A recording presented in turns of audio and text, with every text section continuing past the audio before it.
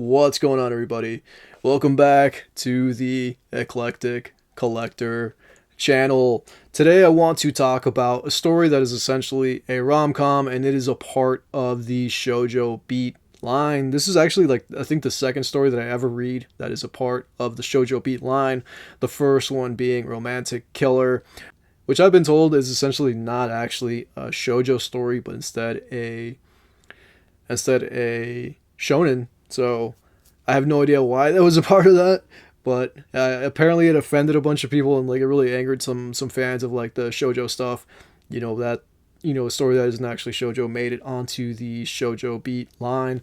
But this is a story that I'm pretty sure is a shoujo, and I have enjoyed every second of this volume. I thought it was really well written, really well drawn, and it reminded me of other things. And this is a story that had solid artwork that I'm excited to see where this is going to go in the future. And I almost even got into some of this author's other works. And yeah, I don't really want to say too much in this opening. This is something that I've quite enjoyed, so let's talk about it. This is a let's talk about, and if you've ever watched any of these videos, I open it by saying a few things, and then I show you a whole bunch of panels, and then we close it out with some more talk. But yeah, this is if you're into sort of rom-com stuff, I think this is a good one to check out, and the artwork of this is what sold me, and I really enjoyed the story quite a bit. So yeah, let's talk about it. I don't talk about much rom-com on this channel unless it's something that I genuinely enjoy and think it is worthy of having its own video. This is definitely one of those cases, as Sakura Saku is both a super adorable story and a really well drawn one. Sakura Saku is written and drawn by Io Sakisaka, who has several other shoujo manga under her belt, including another one I was also interested in called Ao Haru Ride. One thing Sakisaka-san does really well is creating the spaces around her characters and the way in which they utilize it. We begin Sakura Saku with a chance encounter. Our lead girl, Sakura, is on a train and is feeling unwell, faint. Someone kindly opens a window for her. Eventually, still sick, unsteady, she goes to exit the train, only to nearly collapse. Her bag is lost in the shuffle of people boarding and exiting the train. She later wakes up and finds that a kindly stranger has returned the bag to her and only left a name to identify themselves: Ryosuke Sakura. This small kindness shapes the life Sakura will now lead going forward. What it kind of reminds me of is Yoshitoki Oima's A Silent Voice, but not as deeply emotionally resonant. Oima-san has also had pretty huge success with her story To Your Eternity.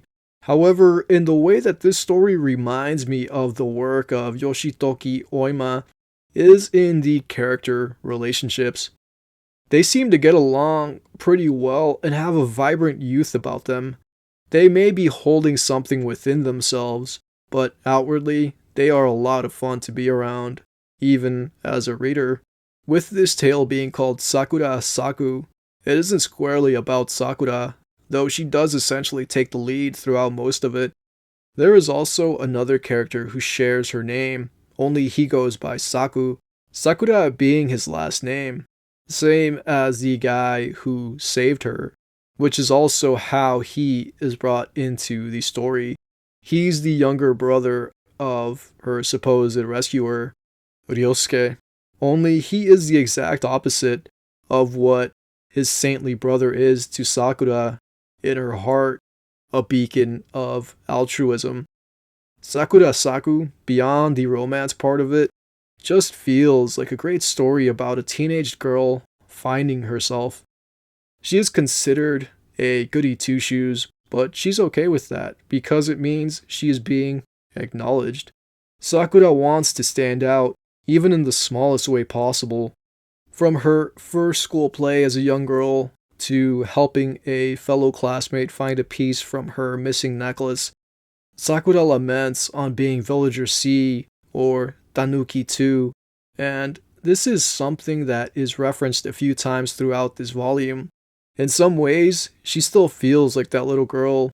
If she wasn't around, no one would notice. However, by the end of the first volume, it feels like she went from being alone to having a small network of friends who have become pretty close. What started the story isn't what ends it. Sakura has no reason to feel like she's just there. The volume ends with the spark of a new beginning. As cliche as this might sound, sometimes the thing you're looking for is right in front of you. You may just have never noticed it before.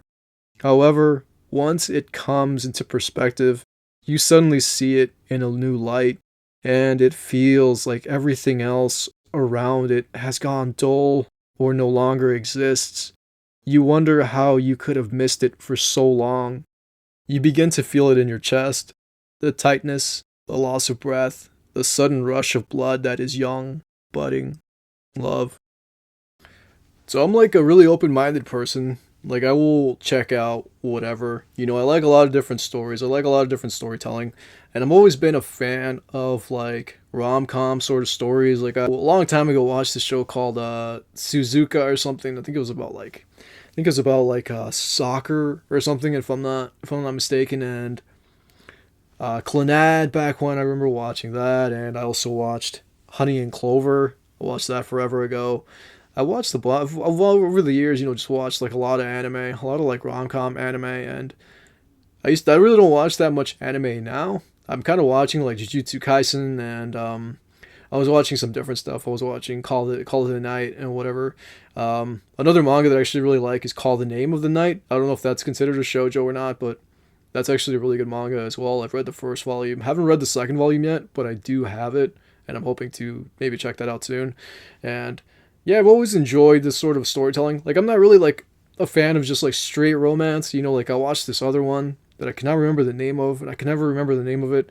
But maybe somebody watching this does know the name of it. But there's like these two girls and this dude, and one of them's like blue haired, and I can never remember the name of the damn show. And I remember one of the girls, I think it was the blue haired girl, gets into like a car accident or something like that. But it's a really old show that came out in like my era, like the 2000s era of anime, and I've always had a thing, just for like sort of like rom-com stuff. And like I said, Honey and Clover I think was one of the better ones that I had watched back when, and then also just I read a lot of like rom-com sort of manga. Besides Sakura Saku, I've been reading on the Shueisha app. On the Shueisha app I've been reading what is it? Hokkaido Gals Are Super Adorable, I think is what it's called. Whatever it is, I'll put a picture of it over here. But yeah, I've read a lot of different stuff. Like Kubo Won't Let Me Be Invisible, and No Matter What You Say, Furu-san is Scary, Hitomi-chan is Shy with Strangers. I used to watch the anime for Gomi Can't Communicate, and just like these different anime and different manga or whatever. I've always been just like really open-minded and just a kind of a person that will check out whatever the hell, if somebody recommends it to me, or if it's something that kind of piques my interest, you know what I mean? Like I'll check it out. I'll go out of my way to buy the physical volume of it to give it a shot and whatever. And Sakura Saku is something that I came across just randomly, and I really liked the artwork for it. Like I don't know, there was something about this artwork that really just spoke to me, and it made me want to check this out. And it looked like an adorable series, as you can tell from the back there. And it ended up actually being just that, like a really adorable series. Because sometimes, you take a chance with just manga in general. It doesn't necessarily have to be rom-com, it could just be seinen, could be whatever, could be shonen. And you take a chance with it, hoping that it's good, it has solid artwork, and then the story's flat or whatever. And this ended up not being the case. Like from pretty much from the beginning, where we meet Sakura, and she's got the whole thing where she's falling asleep on the train, or she's gonna pass out on the train for whatever reason, and then she's saved by the stranger, and it kind of goes into her life, and how she was always like villager C, or the second Kanuki, I think is what it was called. And I just thought that was really well done. There was something really just wonderful and present about this story with these characters, and it feels like something that could actually be happening. It doesn't really rely too much on, I want to say, on like tropes, though there may be some tropes in there. I really wasn't paying super duper close attention to it, because it's kind of inevitable. Every, you know, rom-com sort of story may or may not have like really specific tropes, but or any story in general really, you know, sooner or later will have, you know, tropes here or there. But for the most part, regardless of any of that, I think that this is actually a really good story that had a pretty solid opening volume, you know, not just chapter, but solid opening volume. And I'm definitely looking forward to seeing more of this tale. And I like that it doesn't push the romance aspect of it too much in the beginning. It's more about this girl's journey, and I really like that. I like stories about journeys, whether it's like a literal journey, you know, like I love Lord of the Rings, like if it's a literal journey, like, you know, going to Mount Doom or whatever, or if it's like a personal, you know, growth sort of a journey, like what this girl seems to go through is like a personal growth sort of a journey. I like that sort of storytelling. I'm a huge fan of just storytelling in general, and I don't like to be pigeonholed into one thing. I like to experience it all, and this is a good series that I am personally looking forward to where it's going to go in the future. And I may even check out more of this creator's work. I got 2 more videos to drop this year before we close out 2023. As you can see, I got a whole new background. I'm going to be doing a tour video beginning of next year. I'm actually going to record it this year, but I'm dropping it next year, and then that will begin a whole new year of this channel. We're like 2.5, I think, deep at this point. That's gonna be wild to be like 3 years at some point, but I couldn't be happier with the growth of this channel and with everybody that's, you know, come around, stuck around, and hung out, and, you know, offered an opinion, said something, you know, whether it's a sentence or like a paragraph or an essay, because some people write essays on this channel, and that's cool. I'm just grateful that anybody hangs out here. And yeah, that's it. That's all I got for you. If you've read this series, I'd love to know your thoughts. Or if you like, if you are an enjoyer of shoujo manga, what is your favorite series that is currently running, or what is the series that you hold dear to your heart? I've got some other stuff that I guess you could consider shoujo that I might be getting my hands on sooner or later. So whether or not this video does well, I may do more, you know, shoujo stuff in the future. Maybe I'll even do like an I've been reading shoujo video, because I have like an I've been reading sort of a video set that I do on this channel. But that's all I got for you. I don't want this video to get any longer than it needs to be. So thank you so much for hanging out with me. It means the world. Please take care of yourselves until next time that we meet. Yo, it's himself, the Shadowrunners clique, aka Sleep All Out. Take you on a mental and live one day, y'all. Sheets, y'all. Guns, y'all. Yo, who got the guns? You got the coke. Hustling them through like big punch cholesterol before he croak. Rest in peace, but I bless in peace and live to one day lay in shoots. Rap over beats and tell wild stories, mythology, mystery. Choke on your own misery. Fuck them, we're the wild bunch. Yo, I asked him if they spike the punch. This shit made me lose my lunch. Bro grabbed the rocket, I said chill before he cocked it.